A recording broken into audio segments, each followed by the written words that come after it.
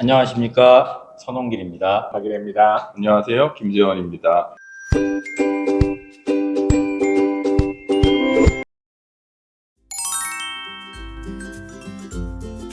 시험관 시술은 간단하게 얘기 드리면은, 원래는 정자와 난자가 이제 그 부부관계를 통해서 자궁 안에서 수정이 되고, 그런 후에 이제 그러니까 수정란 배아가 만들어진 게 자궁 내막에 착상하는 과정이 이제 자연적 임신 과정인데, 그 난자를 채취를 해서 남편분 정자와 체외에서 수정을 시켜서 수정란을 만든 후에 그 배양해서 이제 자궁 안에다가 이식을 해주면, 그 후에 이제 착상하는 과정부터는 이제 자연 임신하고 비슷한 유사한 과정. 간단하게 얘기 드리면은, 나팔관에서 이제 정자와 난자가 만나 수정이 되는 과정을 밖에서 다 해준 다음에 이제 착상만 할 수 있게 도와주는 시술이 시험관학이라고 생각하시면 되겠습니다.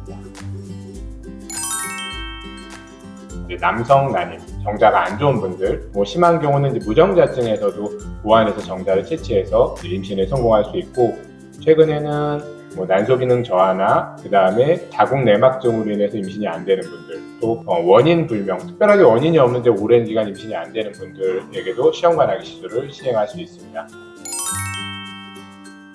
이게 시험관 시술을 하려면 일단 기본적으로 난자를 키우는 과정이 필요한데요. 그 난자를 왜 키워야 되냐면, 좋은 배아라는 건 결국 좋은 난자 하나, 좋은 정자 하나 만나서 만들어지는 건데, 그걸 우리가 선택할 수는 없으니까 그 주기에 크려고 하는 이제 난자의 군집에서 난포를 자극하는 호르몬을 통해서 이제 난자를 키우는 과정을 갖게 됩니다. 왜냐하면 기본적으로 정자랑 난자랑 만났을 때 100% 다 수정이 되는 것이 아니고, 또 수정된 이후에 배아가 발달하는 과정에서 탈락대에서 배아로 갈 수 없는 애들이 생기기 때문에 그 주기에 클 수 있는 난포를 일단 키우는 난포 자극 호르몬을 쓰게 됩니다. 이거가 들어가는 거는 생리 시작하고 보통 한 이틀에서 4일째에서부터 들어가는데,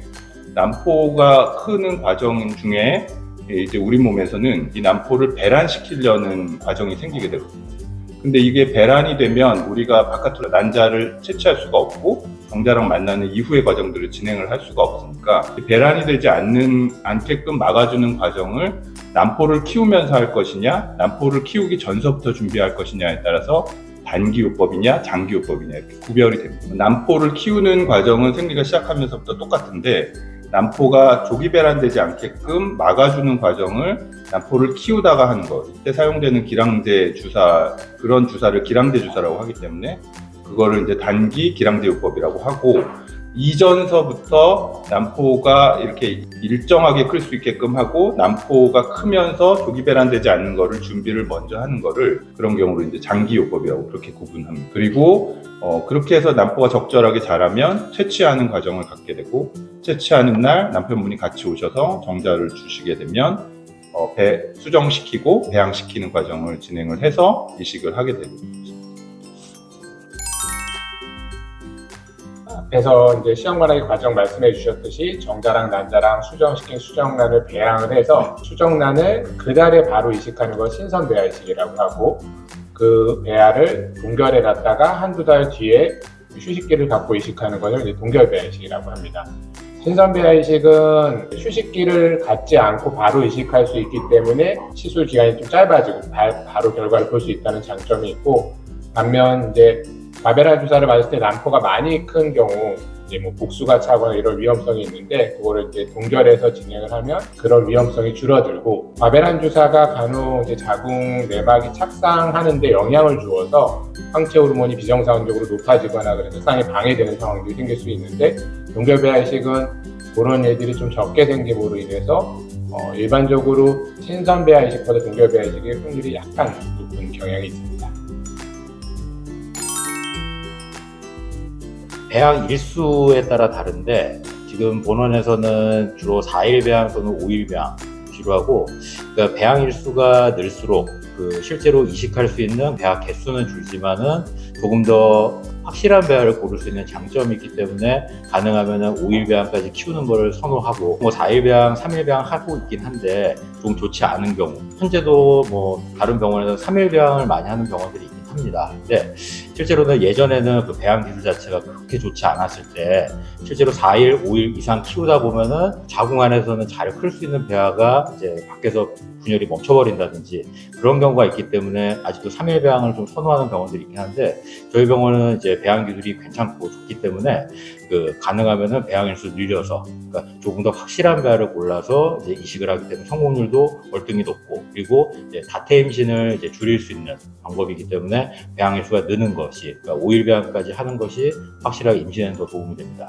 그리고 등급은 뭐 다들 좀 등급 가지고 걱정하시는 분들이 많은데 저는 설명드릴 때 그냥 이거는 모양이라고만 그러니까 아기가 배아가 정상 비정상 의미보다는 그러니까 사람도 예쁜 사람 있고 못생긴 사람이 있듯이 실제로는 좋은 등급의 배아가 임신이 안 되기도 하고 조금 덜 좋은 등급의 배아인데도 걔가 임신을 하기도 하고 그러니까 배아가 좋다 나쁘다 의미보다는 모양이 좀 예쁘다 좀 덜 이쁘다 물론 통계상으로 보면은 등급이 좋을수록 당연히 임신 성공률도 높고 하지만은 그거는 그냥 신경 쓸 의미는 별로 없다라고 봅니다. 추가로 한 말씀 드리면은 이제 5일이든 6일이든 키웠다는 거는 결국은 몸에 들어가서 280일 있는 기간 중에 아주 초반만 우리가 바깥에서 볼 수 있는 기간만을 확인한 거기 때문에 지금 말씀하신 대로 배아의 등급이 좋고 나쁨은 뭐 저는 그냥 얼굴의 안색이라고 표현하거든요. 안색이 좋다고 항상 건강한 것은 아니고 안색이 나쁘다고 항상 뭐 건강에 문제가 있는 건 아니듯이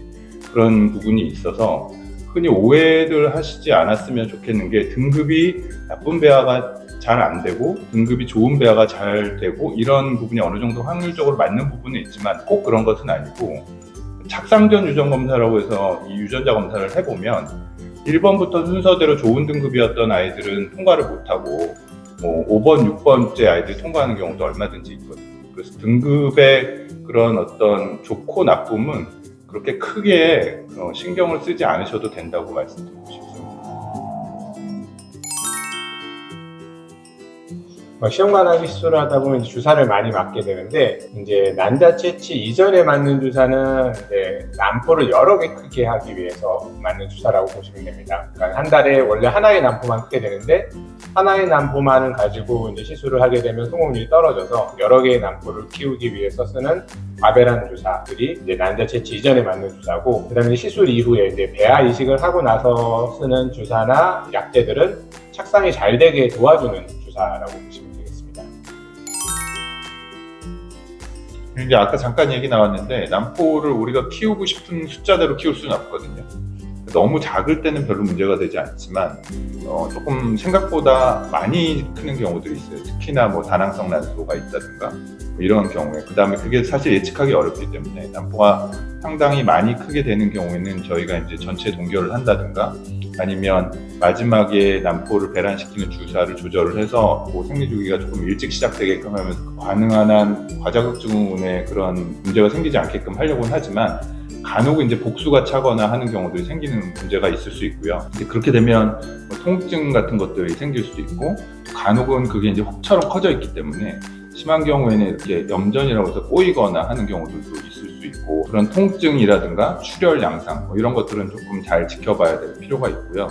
그래서 저희가 이제 늘상 그 난포가 좀 많이 크는 경우에는 수분을 좀 충분히 섭취하라고 말씀드리는데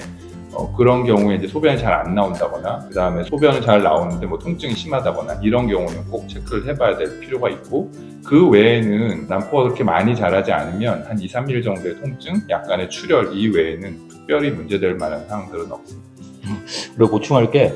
그리고 저도 뭐 1년에 꼭 한 명 내외로 꼭 생기는데 채취가 잘 끝나고 나서 이제 그 복강내 출혈이 생기는 경우들이 가끔 있어요. 결국은 난자 채취를 위해서는 바느다란 바늘로 난소를 계속 여러 번 찌르기 때문에 대부분은 한 2, 3일 내로 저절로 지혈이 돼서 큰 문제가 없는데 가끔 지혈이 안 되는 경우에 이제 복강내 출혈이 생겨서 그러니까 난자 개수가 적게 나왔는데도 가끔 출혈 때문에 환자분이 복통이 너무 심하고 그래서 꼭 2, 3일 정도는 이제 통증 유무를 잘 보고 이게 정말 이제 그 복수 증상이 아닌 이제 복강내 출혈이 있어서 응급 수술이 필요한 경우도 드물게 있기 때문에 통증 유무를 좀 잘 살펴봐야 됩니다.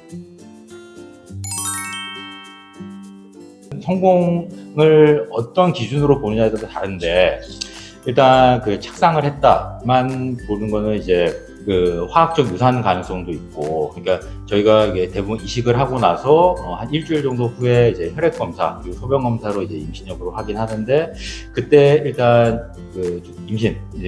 테스트에서 2줄이 나왔다, 그리고 이제 혈액 검사에서 이제 임신 호르몬 수치가 나왔다 하면은 일단 그 임신을 하고 이제 가정은 하고, 그런 후에 이제 일주일 간격으로 이제 다시 검사를 해서 수치가 잘 올라가는지 확인해서 나중에 이제 아기집으로 확인하면 그때는 이제 일단 임신 가능성이 굉장히 높다. 원래 임상적으로는 이제 그 아기 심장 소리까지 듣는 것이 가장 확실하긴 한데, 그 전에 또 화학적 유산이 된다든지 아니면 임신 8주 이내에 뭐 계류 유산이 된다든지 그런 경우도 일단은 종종 있기 때문에 그 대부분 한 임신 10주 정도까지는 이제 잘 관리하면서 이제 그 병원에서 이제 주기적으로 정기 진료를 보는 게 필요합니다. 이제 시술을 하다 보면 이제 정상적으로 잘 임신되는 경우도 있고 임신이 되지 않는 경우도 있는데, 애매하게 임신은 됐는데 비정상 임신인 경우가 있습니다. 뭐 대표적으로 이제 자궁 후의 임신인데, 수정란을 자궁 안에 넣어줬음에도 불구하고 이 수정란이 바로 착상이 되는 게 아니라 자궁에서 일정 기간 떠다니다가 자궁 바깥에 착상이 되는 건데, 그런 경우 이제 수치가 조금 올라가는 게 더디 올라가거나 비정상적으로 올라가고, 이제 초음파 보는 날 이제 아기집이 확인이 되지 않고, 나중에 최종적으로 뭐 약물 치료나 수술 치료가 필요한 경우도 있을 수 있습니다.